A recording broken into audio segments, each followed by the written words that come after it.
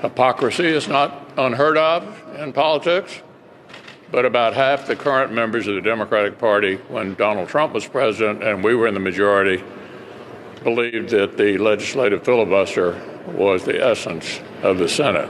If Republicans continue to hijack the rules of the chamber to prevent action on something as critical as protecting our democracy, then the Senate will debate and consider changes to the rules. The stakes could not be higher, so we are going to move forward.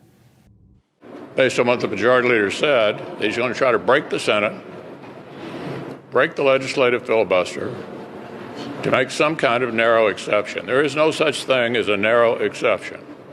So make no mistake about it, this is genuine radicalism. They want to turn the Senate into the House. They want to make it easy to fundamentally change the country.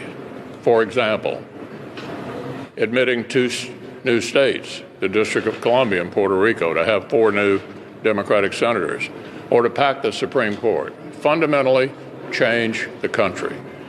The filibuster has been a way to conduct American business in the political center. If you're a football fan, think of it as between the 40-yard lines. Unless either side gets a very large majority, it insists upon moderation and compromise. Majority Leader Schumer previously described what would happen if the filibuster was eliminated. He called it a doomsday for democracy. The bottom line is very simple. The ideologues in the Senate want to turn what the Founding Fathers called the cooling saucer of democracy into the rubber stamp of dictatorship. We will not let them. They want, because they can't get their way on every judge, to change the rules in midstream, to wash away 200 years of history. They want to make this country into a banana republic, where if you don't get your way, you change the rules. Are we going to let them? No! It'll be a doomsday for democracy if we do. That's from the Majority Leader today. And he said that getting rid of the filibuster would make, and I quote, our country a banana republic where if you don't get your way, you change the rules, end quote. That's from Chuck Schumer just a few years ago. And this letter, to which the leader referred, was signed by a majority of the current sitting Democrat senators, basically saying getting rid of the filibuster would be terrible for the country. They came out in hard opposition back in 2017. And at the time, Republicans were under a lot of pressure, I think, as you know, from our former president to get rid of the legislative filibuster. We withstood that pressure because we believe the legislative filibuster is essential not only to the functioning of the Senate, but to the country. And they think they can just carve one little thing out and this will all go away. Well, you can't put that genie back in the bottle. When you start getting rid of the legislative filibuster, carve out or otherwise, it's gone. It's a whole new ballgame around here. This would be disastrous for the United States Senate, the institution itself, and it would be disastrous for this country because it would ensure that in the future, every Senate that comes in would reverse what the previous Senate has done. He wishes to break the Senate filibuster, whereas years ago he himself had stated that we needed to maintain the filibuster. We saw this with President Joe Biden when he was serving in the United States Senate. He had said we need to maintain the Senate filibuster. And we should make no mistake, this nuclear option is ultimately an example of the arrogance of power. It is a fundamental power grab by the majority party. And as you have heard time and time again, the Senate is different than the House. The Senate is here as that saucer for the teacup, so it can help the tea cool. And we need that because we have certainly seen a whole lot of hot mess coming over from the House. What we don't need in our United States Congress is another House of Representatives. Have you gotten any renewed assurances from Senator Manchin about not changing the filibuster? Well, we talk to each other all the time about these issues. As we all know, the only two Democrats who seem to be resistant to breaking the Senate these days are Senator Manchin and Senator Sinema. So obviously, yes, we do talk to them. We won't give this system a chance to work. I am not going to be part of blowing up this Senate of ours, or basically this democracy of ours, or the republic that we have. If we have a 51 vote threshold in the Senate, the same as the House wasn't designed to be partisan. The House was designed to be hot as a firecracker. We were designed to cool it off. And that's the founding fathers. It was a brilliant strategy they looked at. So why can't we try to make this work? If you have the violent swings every time you have a party change, then we will have no consistency whatsoever. The Biden administration, in its first year, passed fewer pieces of legislation than any administration in decades. Actually, about 81 bills were signed into law, 94 under President Trump, 124 under Obama, 109 under George W. Bush. The reason is not the rules, though. The reason is they decided early that they wanted to focus on doing everything that they wanted to do and doing it exactly the way they wanted to do it by doing it themselves. The problem here is not the rules of the Senate.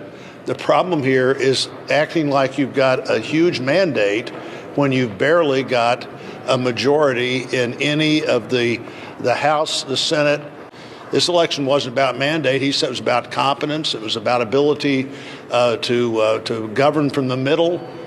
Neither one of those have proven to be exactly the way the administration has functioned, and particularly no interest in governing from the middle. The interest has been governing from the extreme edge of not just the party, but the extreme edge of the country. Democrats, the last time they were in the minority, just the last time, used the filibuster 270 times, and one of them was to block the Justice Act, a police reform bill put forward by a black Republican senator, Tim Scott, from your state. That's not a constitutional issue. I have said that the filibuster ought not be applied to constitutional issues like voting. Okay. We do not allow the filibuster to get in the way of the full faith and credit of the United States of America, because it would jeopardize the future of this country. You could argue that police reform is search and seizure, and that's a constitutional issue. To change Senate rules to pass voting rights by MLK Day. Given the urgency that the president laid out today to protecting the right to vote, will we see the president directly endorse a rule change before then?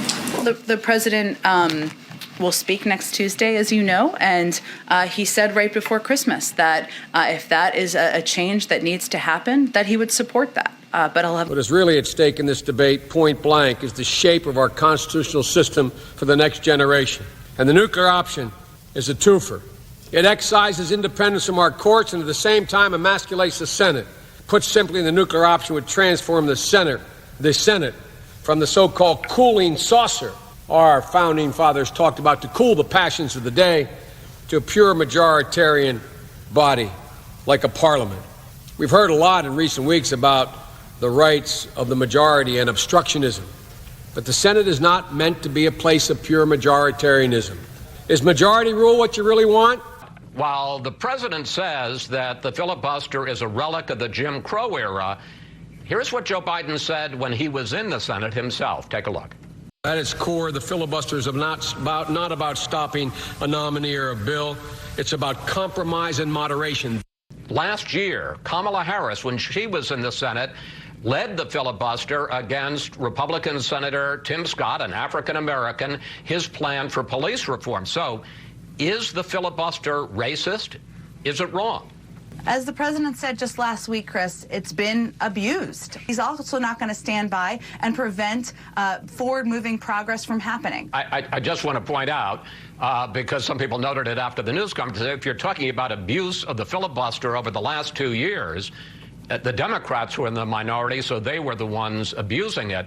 Solve this quickly. What about that nuclear option doing away with the filibuster? Well, I can tell you that would be the end of the Senate as it was originally devised and created going back to our founding fathers. We have to acknowledge a respect for the minority, and that is what the Senate tries to do in its composition and in its procedure. Democrats control the White House, they control the House, they control the Senate. I mean, what are you talking about, preventing billionaires from controlling politics? I mean, you guys control everything right now. A lot of us, including many of our leaders, believe that we should tremendously modify the filibuster. I'm in favor of abolishing it. Senator, haven't you voted in favor of filibustering Republican legislation, not allowing them to even proceed to a discussion and amendment process and debate on a bill? We have used the 60-vote threshold a number of times, for example. But you're talking about it being corrupt, but you've used it too. To go to, in case you all didn't see the interview the president did with ABC that aired last night, and more pieces were out this morning, the president was asked, and so everyone has the phrasing of what he said. So the only thing standing between getting voting rights legislation passed and not getting passed is a filibuster. I support making an exception on voting rights for the filibuster. You support a carve-out of the filibuster for voting rights. Well, I don't think we may have to go to that far, but I would. If it's the only thing standing between getting voting rights legislation passed and not getting passed is the filibuster, I support making the exception of voting rights for the filibuster. So just so everybody has the full context. The president has spoken to his view, his strong view, but he is prepared to support changes if that's the only thing standing in the way of getting this done.